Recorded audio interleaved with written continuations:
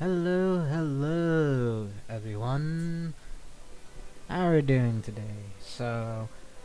Uh, today's gonna be a bit more of a serious talk, to say the least. But, yeah. It's time to address the elephant in the room, I guess. So, about those anniversary rewards. Yes. We all know, we are all aware it's been quite the hot topic at the moment. Um, I know, like, how I was, yesterday with the stream and stuff, but I'm pretty sure if it wasn't apparent in my voice and everything, I wasn't necessarily too pleased, with everything, going down. Um, especially well, I mean, the stream itself was good. If you even, that's an opinion that I actually quite share with like Tectone and Genozod and much of the other creators. And a lot of the events themselves that are coming are actually pretty cool and interesting for the most part as well. Again, it's really just the rewards that is a problem, especially a big problem. Um, if you're like me, long history with gachas going back 11 years, not 11, 13 years now, I think. Yeah, 13 years. We've seen, you and I have probably seen quite a fair bit of anniversaries, whether it's from games like FGO, Blue Archive, etc. So many of us are quite experienced, and especially like if you know me, we have quite a few bit of experience with PGR as well, um, and so forth. But anyways, yeah, those anniversary awards are, yeah, kind of yikes. Uh, as we know, they are giving 35-ish pools, give or take, more or less, roughly. I don't know the exact calculation on the limited pools, and I'm too lazy to check at this moment. But it's roughly like around 35, 37 pools just straight for the anniversary. The rest is basically just your typical pools that you would get from events, maybe a little more per event rather than what we're used to seeing, but I don't imagine it would be much, especially considering they're basically taking their playbook from Hoyo with Genshin and HSR and so on and so forth, which is really not a good look. It's really not a good look, especially when any of us expected more from Kuro, given their history. Now, personally, I'd like to take this time to detail what I personally think would have possibly resolved these issues that we have with the anniversary occasion rewards and events and so forth. But basically, issue number one mainly would be, particularly, of course, the banner. The banner, important. The fact that it has 50-50 shared pity with everything else is kinda yikes. It's okay. It's somewhat okay, like if you're coming off of like losing a 50-50 and you have the time. Well, I mean the pools to really get a guarantee, but if you're on 50-50, then no shot, good chance you're gonna lose a 50-50. And with all the pulls that we're getting, it's barely gonna be enough probably to get lucky with guarantee, like bare minimum. Basically the same old we've pretty much had for each patch, especially like if you get everything from like all the different stuff. If you don't do things like Tower Diversity, if you are unable to complete that, or unable, or don't do things like stinking what's it called, the not the nightmares, but rather the tactical holograms. If you don't do things like those, then obviously you're gonna have less pulls to factor in, which means you're most likely only gonna have enough for the 50-50, and then probably just barely close to a pity. You probably won't actually reach the pity though, if you're just going straight off nothing at the moment. So overall, what I think they should do with the banners, as has been echoed many times before with other content creators, is make the pity on the banners separate. Make it that all the characters on the banner are guaranteed at 100% of a rate. Personally, I'd prefer it no matter what. But I wouldn't be that miffed if it was just a one-time thing as well.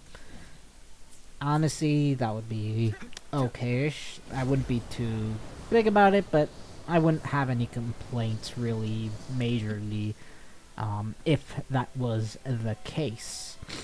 And lastly, of course, on that banner, to have the guarantee at 40 rolls instead of 680 rolls hard pity, 65 soft pity. Overall, just to ensure that players are able to at least pick up things that they like rather than skip it altogether because they're trying to pull for Zani or Chacona, or potentially maybe if the next patch is Cartethia or some other character. There's that to consider. Plus, New Federation is also on the horizon. We don't know how many patches away it's gonna be, but there's that to consider for like most of the free-to-play players, or even Dolphins, people like me who don't spend that much money specifically on WUA. But yeah, for those of us, definitely it's going to be rough time sailing, and ultimately fixing that up would just be a better gesture up to players to thank them for sticking around for so long.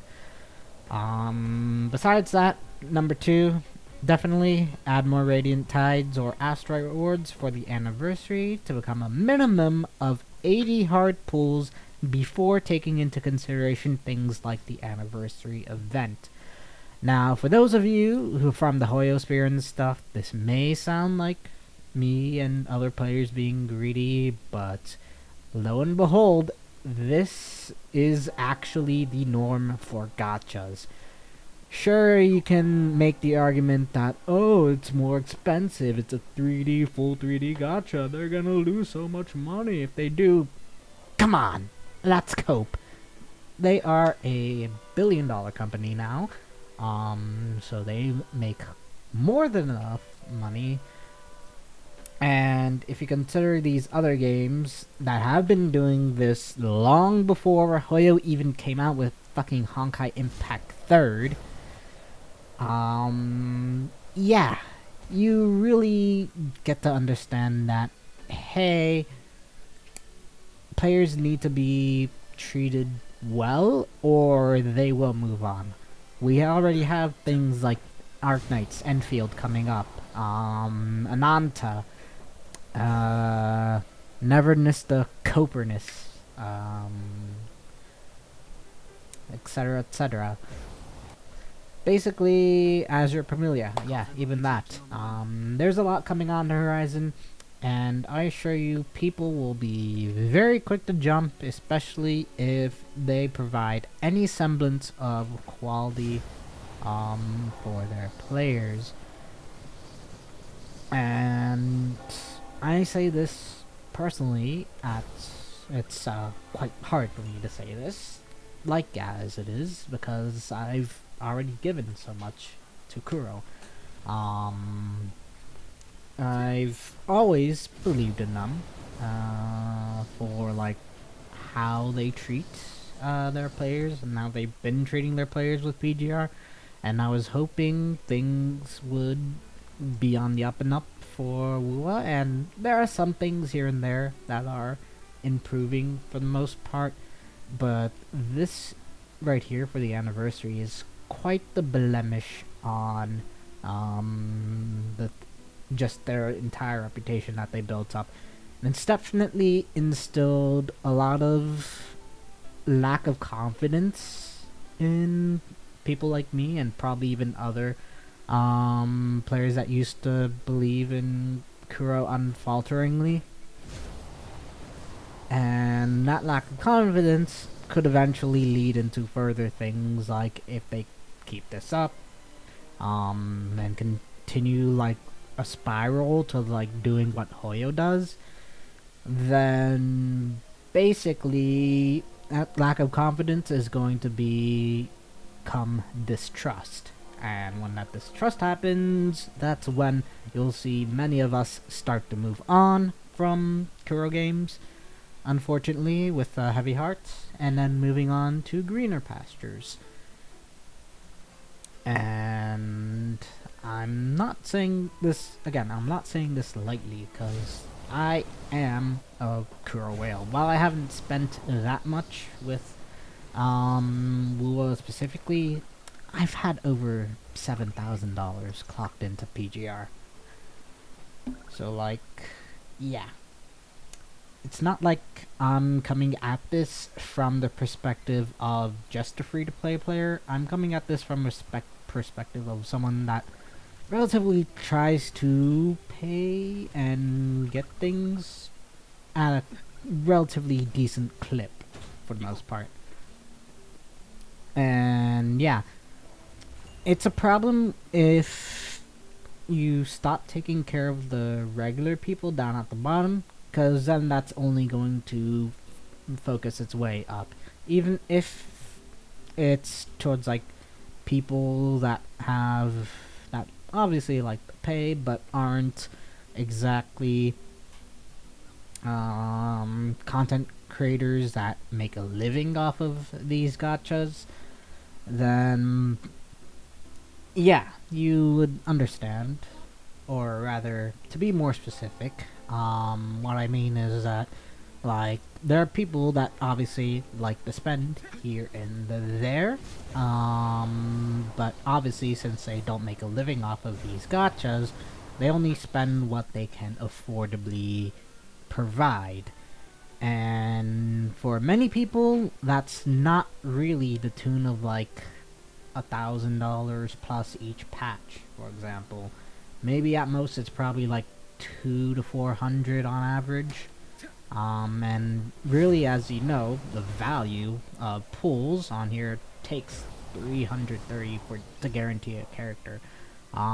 If you're lucky, maybe you'll also get a weapon with that, but usually that's just a character.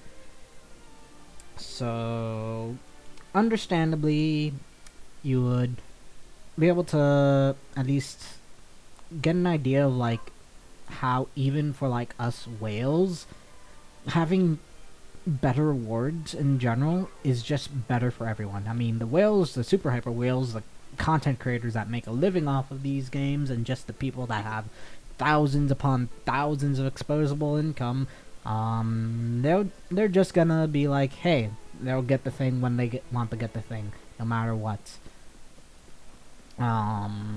And it is what it is. For everyone else, we have to be a bit more strategic with things, and there are some things that we do want to pick up, which we might not have the funds for at any given time. Maybe we're in a situation where we're between jobs, etc., etc. But ultimately, an anniversary is about giving back to the players, and ideally, we want it to be something that is able to work for everyone. So that's why I say things like 80 pools as a bare minimum before events and stuff like that would be the ideal, because that's the average that other gachas do for their own anniversaries.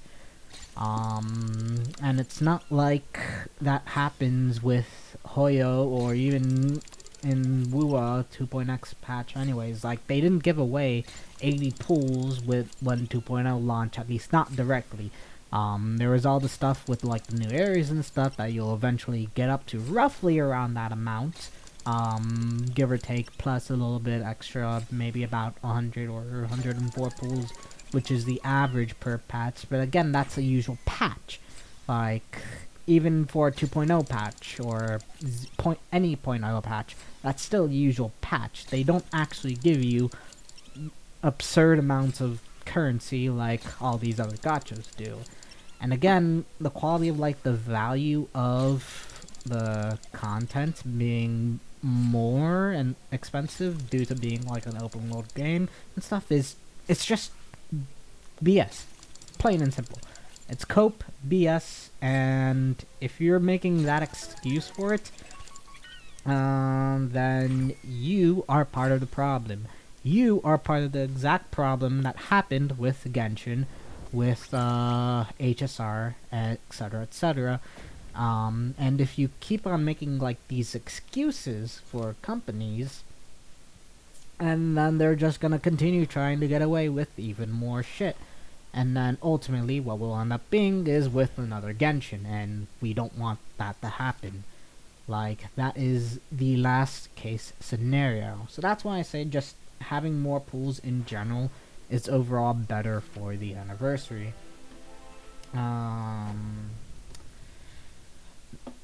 Now, besides that, for character selectors, personally, I don't think there should be a free limited character selector. Maybe a free standard 5-star is in the cards, more like Varina's, Kalchara sequences, etc., etc. But a free limited character generally shouldn't be the focus of things unless there's like a really bad power creep issue like BGR tends to have. But what I do think there should be, in what something that Hoya was originally planning with Genshin, but then they never actually had happen, is a paid character selector. So the idea with this is other gachas do it. It's basically a guaranteed ticket for whoever you want. Or at least whoever you want from the limited selection in this case. Since we don't really do summer units or anything like that, there's no like seasonals to worry about, so it's basically just regular limiteds. And now for paid selector, personally, I think maybe it should only include just the 1.0 characters, but basically a paid selector that comes with a character and a weapon maybe, or maybe make it 2 selectors where you can get to choose a weapon and a character. But make it like around 20-40 bucks, and just allow people to buy a character that they want to play with, especially if it's an older character that they've been meaning to get for a while but they just couldn't get the funds for when they have all the new stuff coming out, because with the 1 to 2 characters per patch, etc., etc. But ultimately, character selector packs like that would be fine. Or, alternatively, what they could do is they could add a Lunite only gacha, basically a paid gacha, where you have the option between the first banner or the second banner of characters, and you pay it. It's half cost from like what a typical 10 pool is, so like 800 Lunite, and you would end up getting one of the characters on the banner just guaranteed in that 10 pool. This is something that FGO tends to do, and usually as the years goes on, they tend to split things up and add more and more pools, just so that people have a bit of a better chance to like get what they're looking for. And that's just a precedent that's been set by other gachas that I think would be perfectly fine for the anniversary, and it would be a good way to be like, hey, spend 15 bucks, $5, something like that, and yeah, you'll be able to get a character. It may not be whatever you're looking for, but it will be a new character regardless, unless you already have one of the characters on the banner. But ultimately, like these sorts of gachas, like paid gachas and stuff that guarantee a character, are usually best used if there's like multiple characters that you want on the banner list. Which in that case, then they're really best applied. If that is not the case and you only want, like, say, maybe one character on the banner list, then obviously what you do is determine like your pooling calculations and then just pull from the regular 40 pool 100% guarantee banner normally, and then you'll be able to get that character free and dandy without too much of a issue into like your gacha funds. But ultimately, I think this would be the best route, the most perfect route for them to go without sacrificing anything on their financials or really causing like issues with like power creep and stuff like that.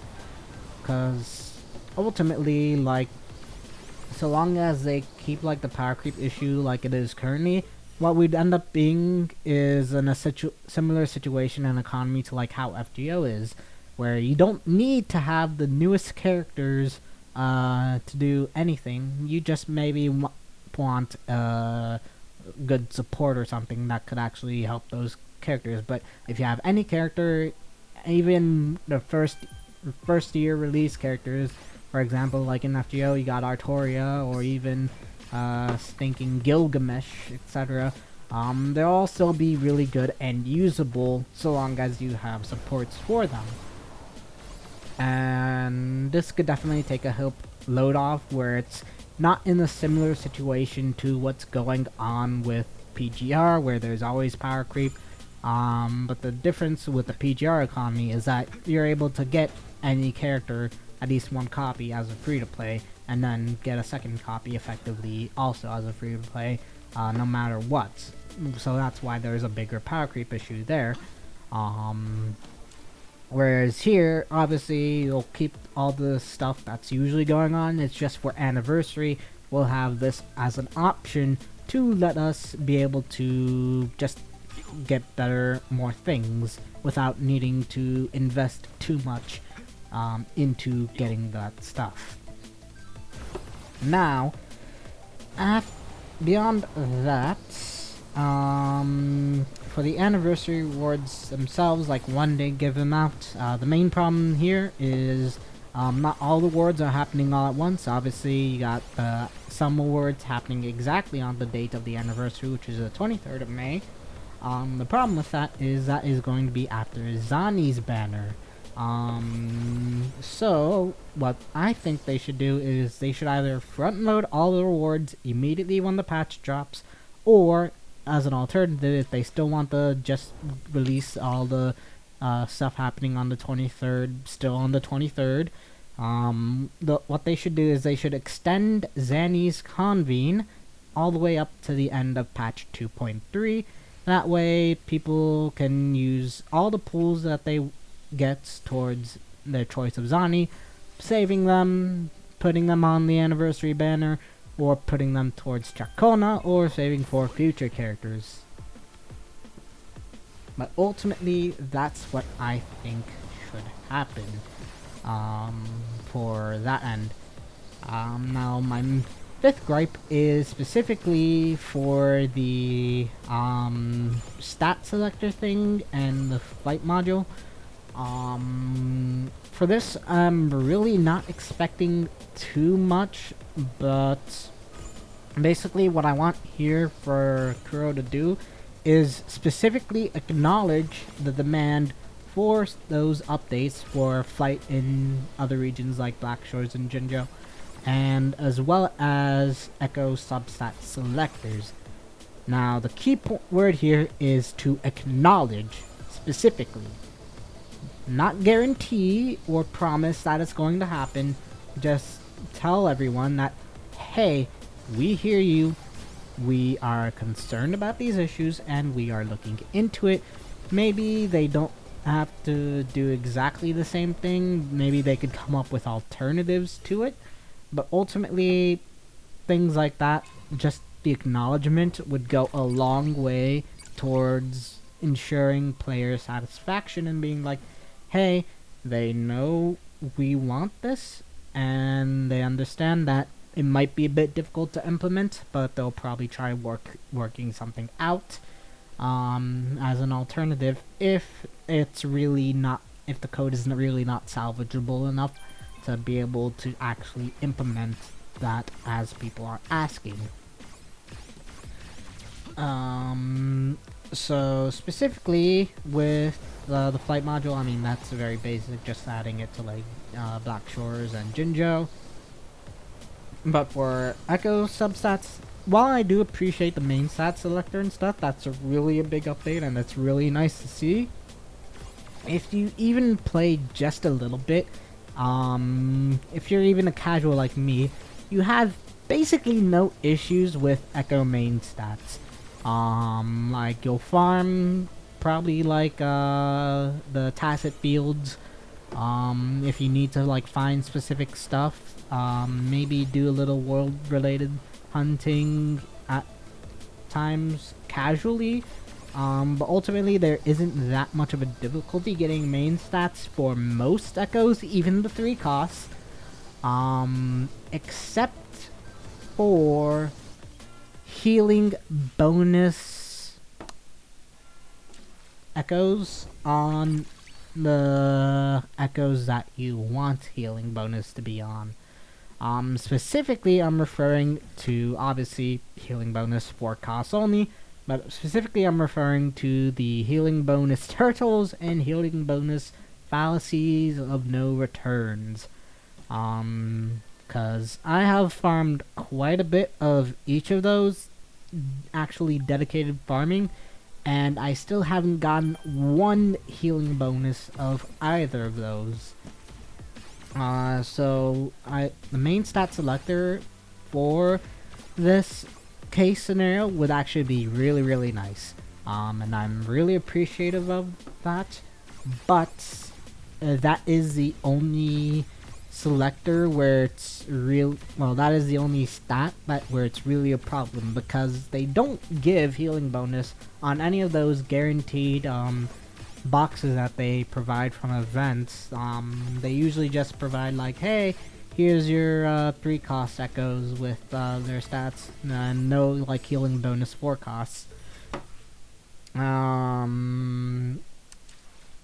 So that's partially why like the elemental main stats aren't as much of an issue as well, is because of those guaranteed selectors that you get from events and stuff.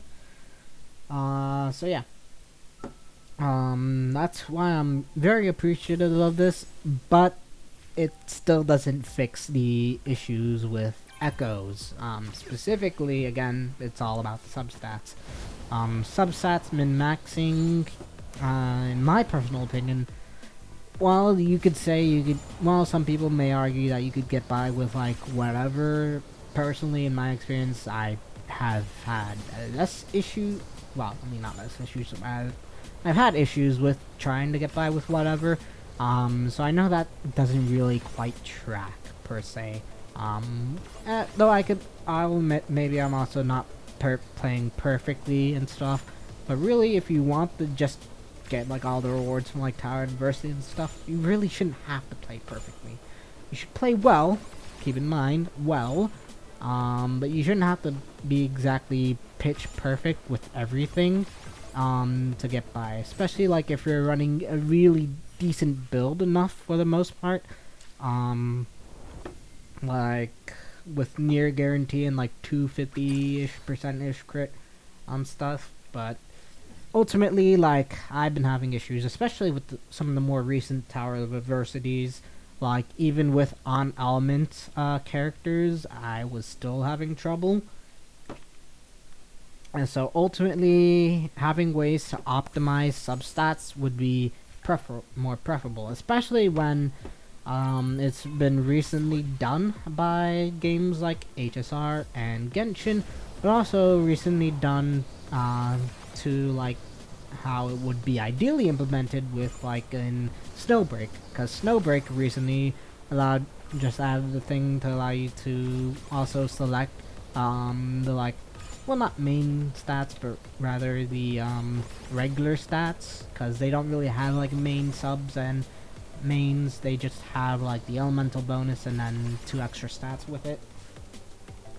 But they basically have a system to where like, hey, you only need to reroll 1 of 2 stats typically. And yeah, once you choose like what you want to reroll, you'll reroll what you reroll, and then on the damage bonus stats, you also have a separate thing for that where you could reroll that as well. And ultimately, it's a lot less painful and definitely more accessible comparatively to what we see in HSR and Genshin, and of course, what isn't seen right now in WUA. And even PGR, like, they have a similar RNG system where we actually have selectors where we can choose what we want. So it's really wild to think that they added the main stat selector first rather than a substat selector and optimization, which is honestly the bigger one that should have been tackled first rather than the main stat. But with the substat selector and stuff like that, again, like, to make it good, what they should do, like this theoretical selector, is either allow us to use tuners to reroll our choice of stats. So like not reroll everything, just reroll like maybe 1 or 2 stats so that we could try to get a stat that we want. Or even, well, not really or, it should be that and this, but rather the second thing is to also use tuners to potentially improve a stat. So like say if we already have a good like crit damage piece and we want to improve it, to get like a higher roll, we'd use some tuners at a higher cost to basically effectively improve its stat value. Or like as I mentioned before, the other option would be to use tuners at an increased cost than usual to reroll the specific stat you want to reroll in and try to get it into like a stat that you actually want for the character. I think both of these should be implemented, but even if just one of them is implemented, that would be perfectly fine too. But ideally, it's something like this that would ultimately bring more life to the game and at least make things better for like casual players. And not even casual players, even the whales and stuff, they'll be perfectly fine because they'll be building their shit like usual. But instead they'll have more opportunities to basically ensure that they have the best of the best build, which of course they're hyper whales that spend like resin, that spend asteroid on refreshes and wave plates, etc, etc. So they'll always be guaranteed to have the best shit. This is just going to make it easier for them to get the best shit without spending too much time, and ultimately it just makes the game more friendlier for everyone. And that's the idea here, is to just make the game friendlier for everyone. And basically just getting us onto the same level as Snowbreak, the likes of like Snowbreak, Blue Archive, etc, etc, and get us more away from the Hoyo model. And I assure you, like, the game is already popular enough that even with all these changes, they will still make bank. That is 100% definitely guaranteed. In fact, they're going to make more bank because more people will be actually willing to spend on the game rather than not spending at all because of all these shitty practices that basically prevent you from making use of your characters, getting characters, and so on and so forth. So all in all, that's what I think should be done. One last thing that I do want to mention is another quality of life update that they should have done, in my opinion, was expand the wave plate storage function to store up to 2400 wave plates. That's the last thing. Anything else most other people are recommending, and I more or less will agree with quite a bit of those. Though of course there are some things I disagree with. But ultimately, at the end of the day, these are the features that I would like to see. And of course, if Kuro decides to just completely ignore us and just give us everything as it is currently, that would definitely put a damper into my mood of spending, and I definitely probably wouldn't be going anywhere near like the thousands or so that I've already spent with Kuro before, with PGR and with the previous patches in Lua. And then I might just move on to greener pastures. I might just go and whale in Snowbreak more, or whale in Blue Archive more. Games like that. Games that I know will at least give me a value for my dollar.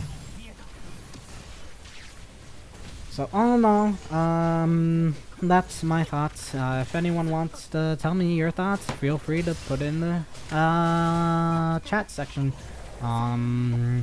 And I agree, like Tectone, especially like you are wrong about these like these stuff when it comes to like your thoughts on what they should do. Definitely like people like my opinion, Genazad's opinion are a lot more valid on this situation. Like again, we want the game to be more like other games that actually treat their players well, like Blue Archive, Snowbreak, Limbus Company. Even Limbus Company treats their players really well, and I know you love Limbus Company. Even also Reverse 1999. They treat their players well as well.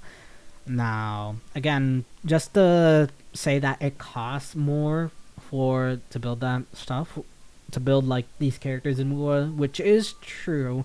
They also make bank upon bank, and really doing any of this stuff that I mentioned will it will not really affect their bottom dollar to the extent that you think it might, and it would be perfect.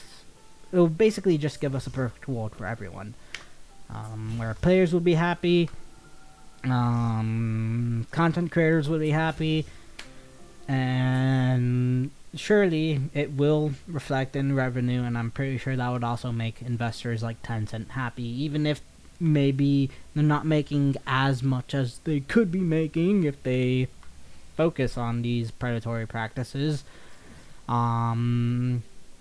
Really, so long as Kuro and so on are able to push back against that and be like, no, we're here for the players, otherwise we will lose all the trust, and then all the money you invested in us will basically go down the drain.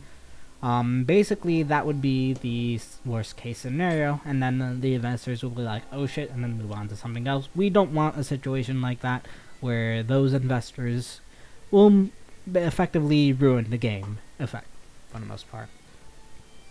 So that's why I have said what I said, and I mean everything by it, especially as a long-time PGR CC that have supported Kuro ever since almost since the beginning. Like I started supporting them in 2020, not that long after PGR release. Granted, I wasn't really playing in CN or anything like Rexent was. I was still very supportive of them, supportive of their efforts, and trying to spread the word around as much as possible for over 5 years now. And I want to be able to still continue that going forward. So, thanks for everyone for the day. It was a good talk, and y'all have a good one. Bye-bye.